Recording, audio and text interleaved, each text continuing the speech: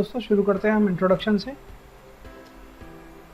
Textile designing is used for, तो textile designing हमारी use होती है विविंग के अंदर, दूसरा नंबर आता है हमारा निटिंग में, तीसरा नंबर आता है हमारा प्रिंटिंग में।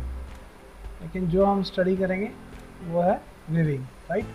तो मैं आपको विविंग के बारे में बताऊंगा कि विविंग के अंदर हम टेक्सटाइल डिज़ाइनिंग का क्या रोल है या क्या पार्ट है या किस तरह से हम टेक्सटाइल डिज़ाइनिंग विविंग के लिए यूज़ करते हैं। तो विविंग के अंदर जो हम कहेंगे जिसको विविंग है, तो विविंग जो भी है वो उसमें 5 मोशन जो है वो इंक्लूड रहते हैं। पहला है हमारा शेडिंग मोशन, दूसरा है हमारा पिकिंग मोशन जिसको फिलिंग और इंसर्शन मोशन भी बोलते हैं, और थर्ड है हमारा बिटिंग मोशन, फोर्थ में आता है हमारा लेट ऑफ मोशन, और फिफ्थ है हमारा टेक ऑफ मोशन। तो ये 5 तरह के मोशन हैं जो हमारे विविंग के अंदर यूज़ होते हैं। तो ये एक तरह की लूम है हमारी जो आप देख रहे हैं। तो सबसे पहले होता है हमारा शेडिंग मोशन। शेडिंग मोशन का मतलब ये होता है कि हमने जो भी हमारा वार्प है, जो हमारा वार्प आ रहा है या जो हमारा ताना आ रहा है, उसको सेपरेट करना है। तो सेपरेट हम करते हैं फ्रेम से, और फ्रेम से सेपरेट करने के बाद उसके अंदर पिक इंसर्ट किया जाता है।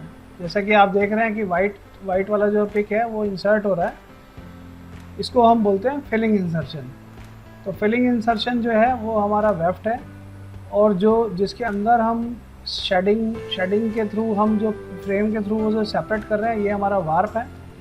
थर्ड हमारा बीटअप होता है। बीटअप जो है हमारा रीड के थ्रू होता है, रीड से जो हमारा वेफ्ट यान क्लॉथ की तरफ पुश किया जा रहा है, दैट इज़ बीटअप मोशन।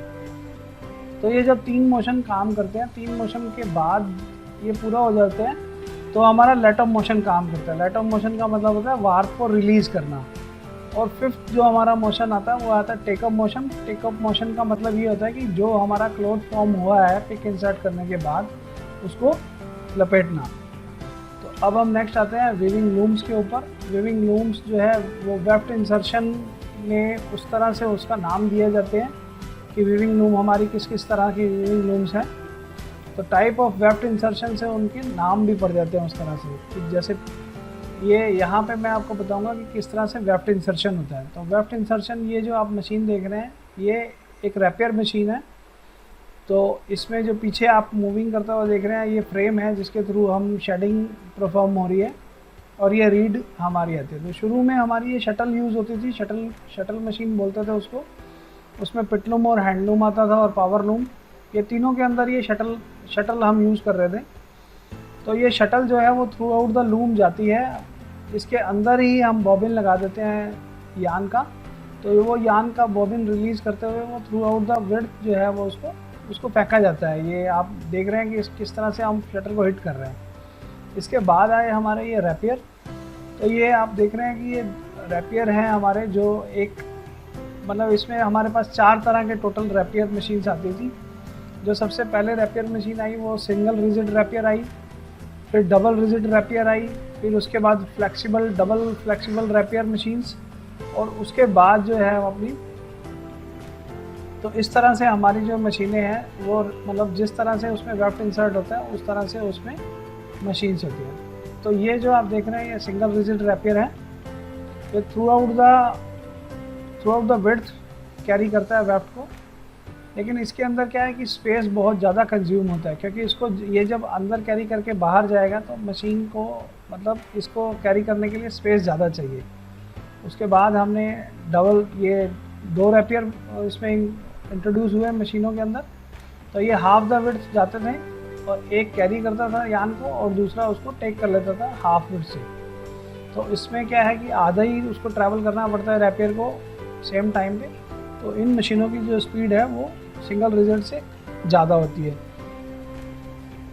तो इस तरह से जैसे आप देख रहे हैं कि हाफ ही विड्थ जो है इसकी, इनको ट्रैवल करना पड़ता है। जैसे ही वो स्टार्ट करता है और दूसरा भी उसको अंदर आना स्टार्ट करता है, और एक वेफ्ट मतलब सेंटर ऑफ द मशीन से वो वेफ्ट जो है वो दूसरे रैपियर के मुंह में डाल देता है और वो उसको लेके जाता है। तो इससे हाफ लगता है उसके, क्योंकि इसमें भी स्पेस ज़्यादा कम नहीं हो रहा था। तो फिर ये आए हमारे फ्लेक्सिबल रैपियर। तो फ्लेक्सिबल डबल रैपियर से ये फ़ायदा हुआ हमारे को कि एक वेट में हल्के थे, और दूसरा ये जो है व्हील के ऊपर ओवरलैप हो जाते हैं। तो इससे जो हमारा स्पेस है वो अपने स्पेस बच गया, और क्योंकि ये काफ़ी हल्के थे और कैरी मतलब उसको कैरी करने में थोड़ा इजी होता था, तो इसकी स्पीड जो है वो सॉलिड रैपियर से ज़्यादा होती है। ये सेकंड है, ये डबल टेलीस्कोपिक रैपियर है। ये टेलीस्कोपिक रैपियर जो है इसका अपना एक आप घर बोल सकते हैं, ये वापस अब कंस्ट्रक्ट करता है और उसको बाहर जाता है। लेकिन इसमें क्या है कि स्पीड आपको 350 आरपीएम से ज़्यादा नहीं मिल पाती है, क्योंकि उसको कंस्ट्रक्ट करने में और वापस आने में काफ़ी टाइम लगता है और ये थोड़े हैवी होते हैं, तो इसलिए इसकी जो आरपीएम है वो काफ़ी कम रहते हैं। अब ये प्रोजेक्टाइल रैपियर का जो आप ये देख रहे हैं, ये बुलेट है। तो ये वाला जो इसको प्रोजेक्टाइल मशीन में यूज़ होता है ये, तो ये आप जैसे कि देख रहे हैं शटल की शेप का ही है, लेकिन ये कैरी नहीं करता कुछ भी। तो यान जो है वो इसके अंदर यहाँ पे अटैच हो जाता है और फिर ये इसके थ्रू हिट किया जाता है इसको, तो ये पूरा जो है पूरा विड्थ में ये भी ट्रैवल करता है। ये गाइड हैं जो इसको लेके जाती हैं और अपने डेस्टिनेशन पे जाके ये वापस इसको कैरियर के ऊपर छोड़ दिया जाता है। ये नीचे जो कैरियर लगा है ये प्रोजेक्टाइल कैरियर, ये इसको वापस वहाँ पे ले जाता है और ऐसे मतलब एक से ज़्यादा बुलेट जो है वो यूज़ किए जाते हैं स्पीड को कंटिन्यू रखने के लिए। नेक्स्ट हमारा आता है एयरजेट मशीन। एयरजेट मशीन में जो हमारा वेफ्ट है वो हमारा जो है वो एयर के थ्रू जो है वो फ्लो करता है। तो एयर के प्रेशर से उसको वेफ्ट को डाला जाता है, और लेकिन इसके लिए क्या है कि हमको जो चाहिए होता है ये मतलब इसमें प्रोफाइल रीड यूज़ होती है। ये काफ़ी एक्सपेंसिव रीड होती है ताकि जो हमारा यान है वो एक जगह स्टे करे। तो ये एक्सिलरी सप्लाई सिस्टम जो आप देख रहे हैं, यहाँ से यान पुश किया जाता है बाय एयर, और फिर जब आगे ये जाता है तो ये जो अलग इसमें नोजल्स आप देख रहे हैं, नोजल्स के थ्रू भी इसको ब्लो किया जाता है एयर को, ताकि ये थ्रू आउट द विड्थ जो है वो अपना ट्रैवल कर सके। तो इसकी स्पीड काफ़ी ज़्यादा रहती है क्योंकि एयर के थ्रू है इसकी इंसर्शन। ये जो मशीन आप देख रहे हैं ये वाटर जेट मशीन है। वाटर जेट का भी प्रिंसिपल एयर जेट की तरह ही होता है। इसमें वाटर के थ्रू जो है हमारा यान ट्रैवल करता है, लेकिन इसमें प्रोफाइल रीड की ज़रूरत नहीं पड़ती है।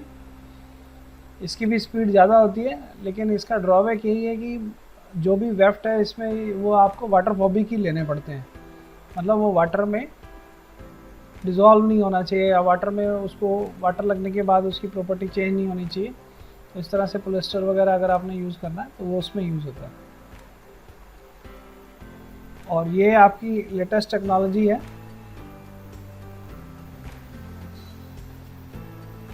जिसमें आपका मल्टीफेस, इसको मल्टीफेस लूम बोलते हैं। मल्टीफेस लूम में आपके एक साथ काफ़ी वेफ्ट इंसर्ट होते हैं, लेकिन क्योंकि इसमें सिंपल भी हम बना सकते हैं तो इसलिए ये ज़्यादा पॉपुलर नहीं हुए हैं अभी। लेकिन इसका आरपीएम बहुत ज़्यादा होता है, 2800 आरपीएम के आसपास ये मशीन चलती है। चलिए दोस्तों, आपको मैं डॉबी और जैकार्ड के बारे में थोड़ा सा बता देता हूँ। डॉबी में जो फर्स्ट चीज़ है कि हम मतलब ज़्यादा फ्रेम यूज़ नहीं कर सकते उसके अंदर। तो हमारे एक रिस्ट्रिक्शन हो जाती है कि हम 20 से 22 फ्रेम ही उसमें यूज़ कर सकते हैं शेडिंग के लिए। तो क्योंकि शेडिंग के लिए हम कम फ्रेम यूज़ करते हैं, तो हमारे पास जो है वैरायटी ऑफ डिज़ाइन बनाने के लिए थोड़ा कम होता है। तो उसमें हम क्या है कि खाली प्लेन स्ट्राइप्स, चेक्स या छोटे छोटे पैटर्न इस तरह से हम डॉबी के अंदर बना सकते हैं। तो ये इसमें थोड़ी रिस्ट्रिक्शन हो जाती है आपकी। और थर्ड जो है, हम फ्रीक्वेंटली डिज़ाइन को चेंज नहीं कर सकते, क्योंकि जो है जितनी बार आप डिज़ाइन चेंज करना चाहेंगे या वीव चेंज करना चाहेंगे तो आपको जो है वो आपको बार बार भर्ती चेंज करनी पड़ेगी। आपको ड्राइंग इन जो आपने फ्रेमों में कर रखी है वो चेंज करनी पड़ेगी। तो इसलिए इसमें डिज़ाइन चेंज करना भी एक जो है वो एक्सपेंसिव हो जाता है। तो ये जो है हमारा डॉबी के अंदर थोड़े रिस्ट्रिक्शंस होते हैं। चलिए मैं जैकार्ड की बात करता हूँ। तो जैकार्ड के अंदर सबसे पहले आप ये समझ लीजिए कि जैसे डॉबी के अंदर फ्रेम यूज़ होते हैं, जैकार्ड के अंदर शेडिंग के लिए हुक यूज़ होते हैं। तो इसमें नंबर ऑफ़ हुक्स क्योंकि ज़्यादा होते हैं, तो इसलिए जो है वो हमें बेनिफिट होता है। और इसलिए इस बेनिफिट के चलते हम इसमें कर्व बना सकते हैं, डिज़ाइन बना सकते हैं, शेप बना सकते हैं, सर्कल बना सकते हैं। तो वो जो भी हम डिज़ाइन बनाना चाहें वो इसमें हमारा पॉसिबल होता है उसके लिए। तो थर्ड हम आते हैं कि इसमें डिज़ाइन चेंज जो है हम फ्रिक्वेंटली कर सकते हैं, क्योंकि जो है हमें जो भी चेंजेस करने हैं वो भर्ती में कोई चेंज नहीं होता है उसका, खाली हमने को डिज़ाइन चेंज करना है। और जैसे ही डिज़ाइन चेंज करते हैं हमारा इफेक्ट्स जो है वो चेंज होते हैं, डिज़ाइन चेंज हो जाते हैं। तो ज़्यादा एक्सपेंसिव नहीं है इसमें डिज़ाइन चेंज करना, इसलिए हम फ्रिक्वेंटली डिज़ाइन जो है वो चेंज कर सकते हैं।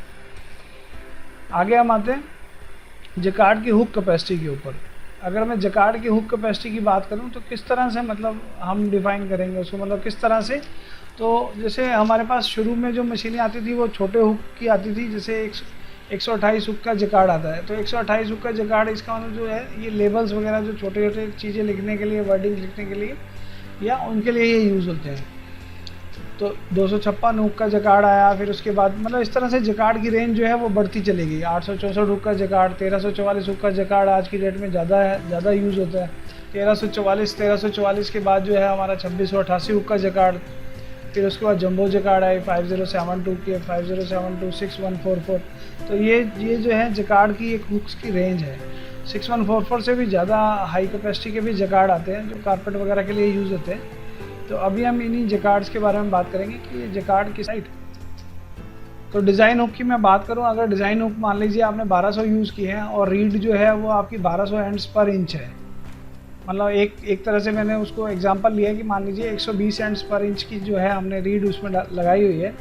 तो सिंगल जो आपकी रिपीट है उसकी विड्थ जो है वो आपकी 1200, मतलब जो आपके डिज़ाइन हुक है डिवाइडेड बाय रीड, तो 10 इंच की आपकी एक रिपीट आएगी। तो इस तरह से जितने इंच की भी आपकी मशीन है उसके ऊपर वो स्प्रेड होती जाएगी। तो इस तरह से जो है हमारा डिज़ाइन जो है आपका 10 इंच का आएगा। लंबाई में आप उसको कितना भी बना सकते हैं पिक्स पर इंच के हिसाब से। तो वो जो भी आपका डिज़ाइन रेशो है वो आप कितनी भी ले सकते हैं, लेकिन विड्थ आपकी जो है वो फिक्स है क्योंकि वो आपकी आएगी जकार्ड में हुक कैपेसिटी के हिसाब से। तो ये आपको ध्यान रख के चलना है कि आपको कितने हुक में बनाना है उसको डिज़ाइन को, और वो आपका कितना इंच आएगा, ताकि आप उसको डिसाइड कर सके कि कितने हुक बाई कितने पिक में आपको उसको बनाना है डिज़ाइन को, राइट। तो टेक्सटाइल टेक्नोलॉजी, टेक्सटाइल लर्निंग इस तरह से होती है, जैसे आप शुरू में जैसे रिक्वायरमेंट होते हैं, जैसे जैसे आप आगे बढ़ते जाएंगे, 1 साल हो जाएगा, 2 साल हो जाएगा, 3 साल हो जाएगा, और जैसे जैसे आप सीखते जाएंगे वो आपका टेन्योर बढ़ता जाएगा। इसको आप घर पे भी कर सकते हैं, घर पे सीख रहे हैं, घर पे काम कर सकते हैं, आप बाहर जाके काम कर सकते हैं। और जैसे जैसे आप काम करेंगे, आप जैसे जैसे उसको फेमिलियर होते जाएंगे, आपको एक्सपीरियंस बढ़ता जाएगा और आपकी उस फील्ड के अंदर मास्टरी हो जाएगी। तो इस तरह से thank you very much. Next हम शुरू करेंगे वीविंग से, राइट।